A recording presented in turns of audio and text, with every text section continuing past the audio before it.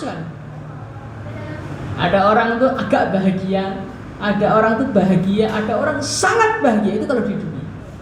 Kalau di akhirat enggak. Di akhirat itu fariqun fil jannati wa fariqun fis.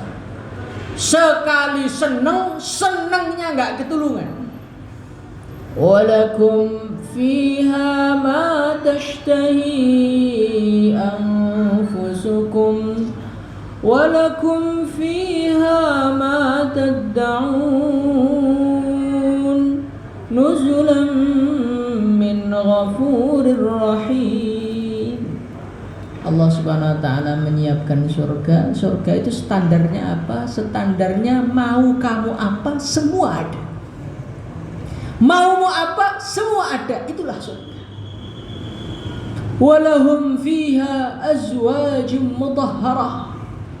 Allah Subhanahu wa taala akan memberikan kepada orang-orang ahli surga azwaj, bukan satu istri, azwaj banyak sekali. Makanya enggak kesampaian di dunia, sabar saja. Azwajum mutahharah, istri-istri yang mutahharah, yang disucikan oleh Allah, disucikan zahirnya, sehingga mulai ujung rambutnya sampai ujung kakinya tidak ada kotorannya sama sekali.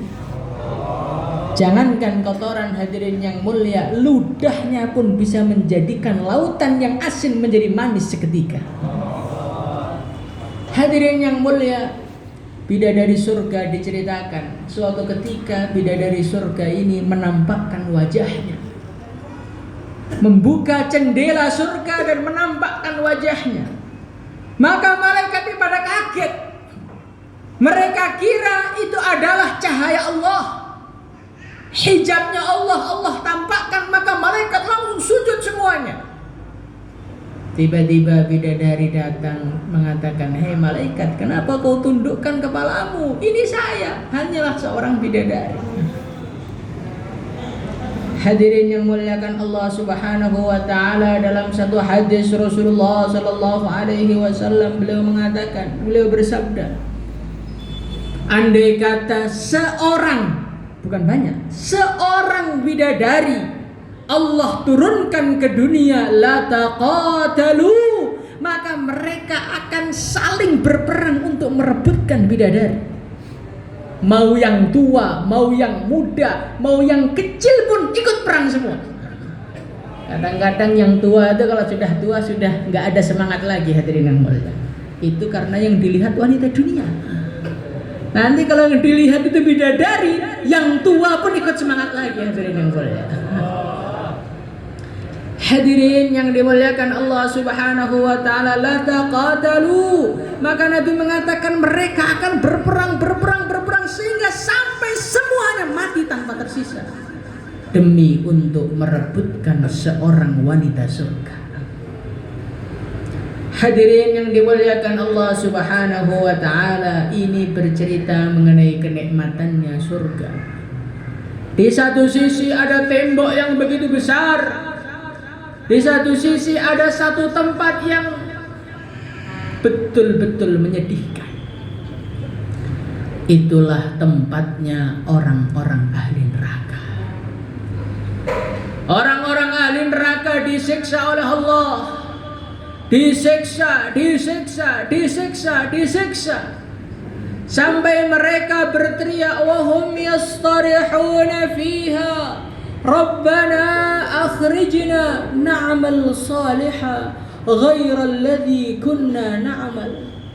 Ya Allah, kembalikan kami ke dunia ya Allah, keluarkan kami dari neraka ya Allah. Pokoknya kami berjanji kami akan jadi orang soleh ya Allah.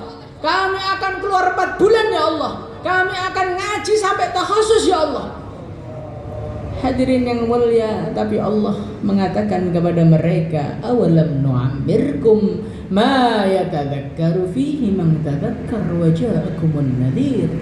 Hai manusia, bukankah aku telah memberimu umur? Bukanlah aku telah memberikan kesempatan kepadamu di dunia?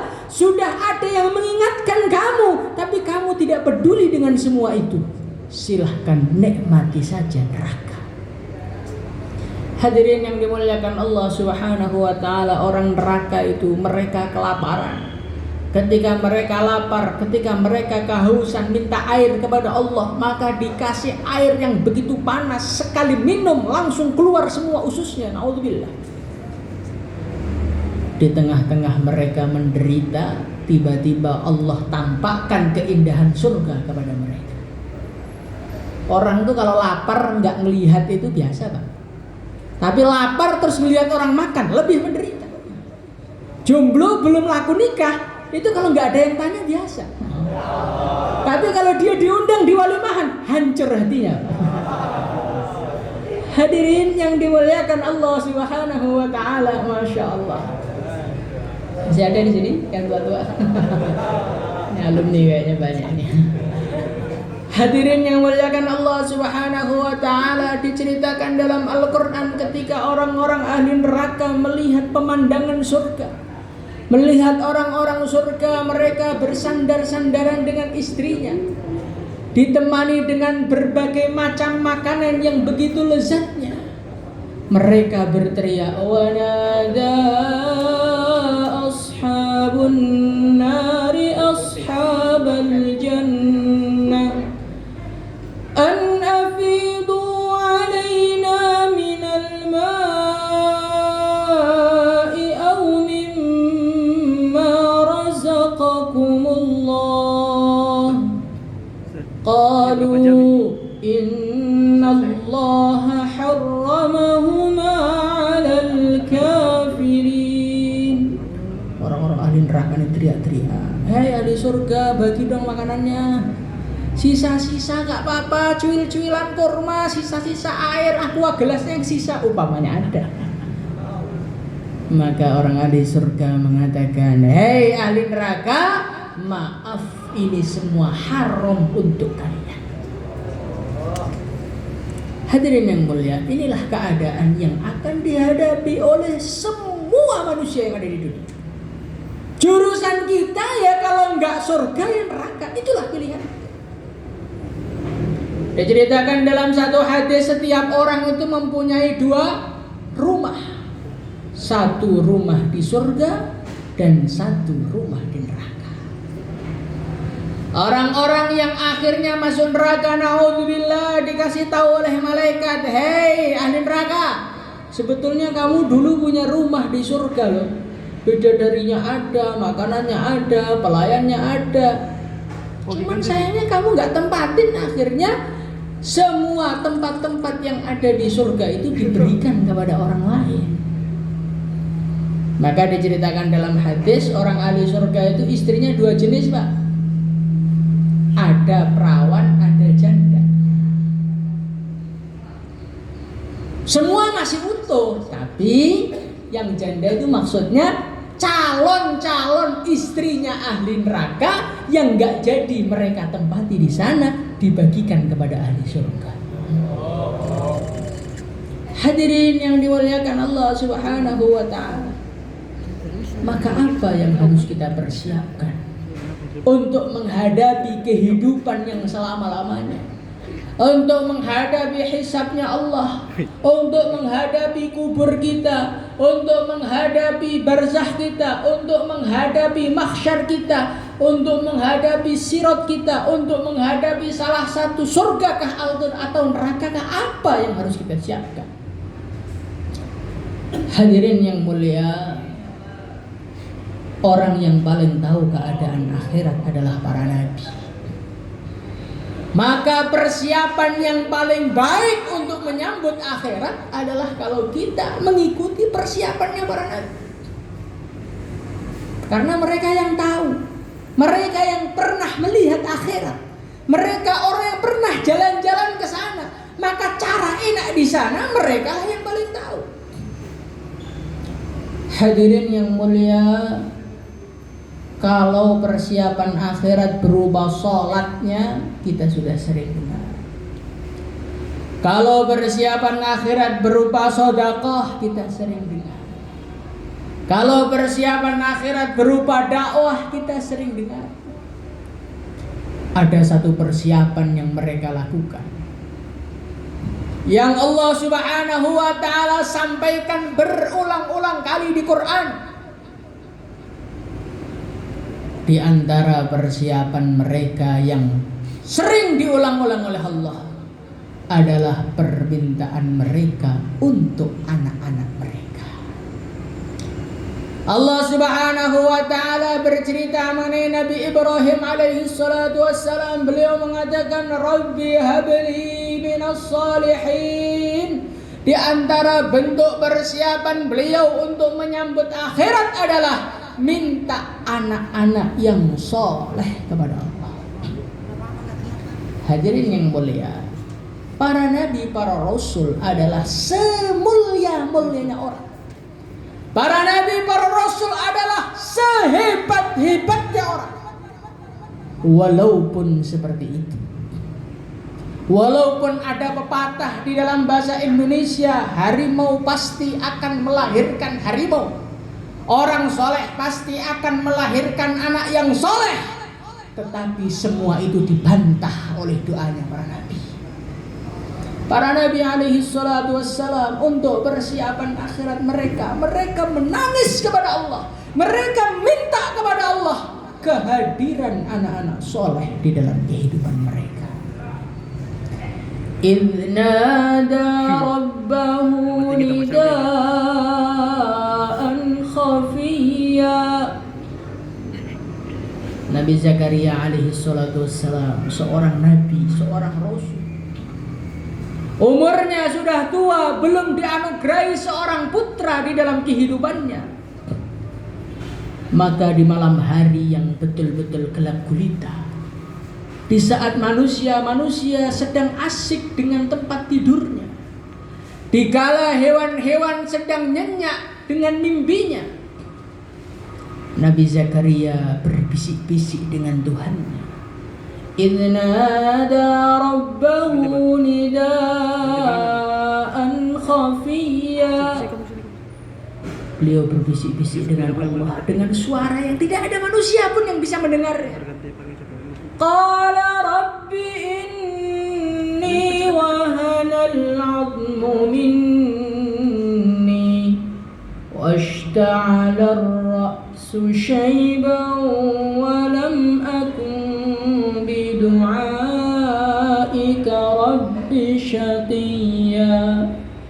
Ya Allah, tulangku sudah rapuh ya Allah, rambutku sudah memutih ya Allah, tetapi ya Allah, walaupun keadaan menuntutku untuk berputus asa kepadamu, walaupun keadaan memaksaku untuk menyerah, hadirin yang mulia, tetapi walam akum bidu'aika rabbi syaqiyya, aku yakin ya Allah, aku yakin ya Allah, tidak ada ceritanya orang yang doa kepadamu kemudian akhirnya dia celaka ya Allah.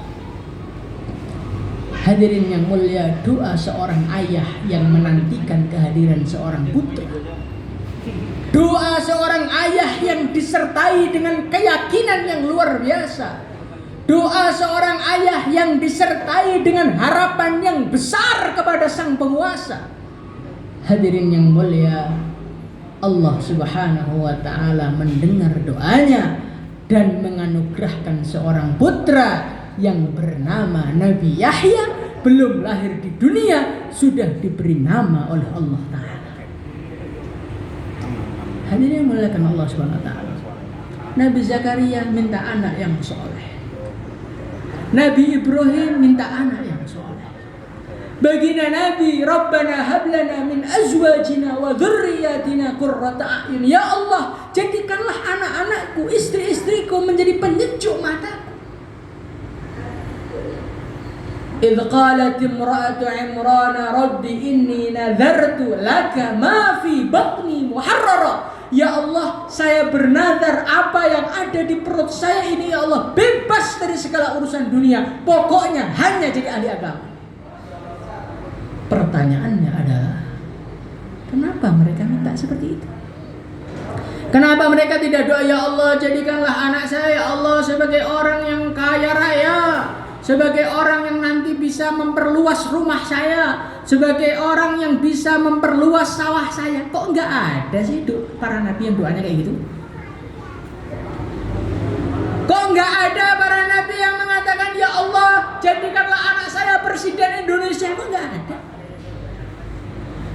Nggak ada para nabi pengen jadi orang kaya, para nabi ingin jadi pejabat. Kok nggak ada? Kok pengennya anak soleh itu kenapa? Hadirin yang mulia, karena mereka adalah manusia yang terpintar di dunia. Menurut mereka orang-orang minta anaknya jadi orang kaya, bodoh. Menurut mereka orang-orang minta anaknya menjadi orang-orang pejabat, bodoh. Hadirin yang mulia. Kenapa? Karena jabatan sebentar lagi akan hilang. Kekayaan sebentar lagi akan ditinggalkan. Kepentingan seorang anak yang soleh ini akan baru terasa ketika seorang manusia sudah di hadapan Allah. Ketika seorang manusia sudah berpisah antara nyawa dengan jasadnya. Ketika harta sudah tidak laku, ketika jabatan sudah tidak laku, saat itulah anak-anak yang mondok baru tampak hebatnya. Hadirin yang muliakan Allah Subhanahu wa taala, nanti di akhirat ketika manusia yauma yafirrul mar'u min akhi, Allah mengatakan nanti di akhirat bapak lari dari anaknya, anak lari dari bapaknya, anak lari dari ibunya, ibu lari dari suaminya, semua lari sembunyi masing-masing.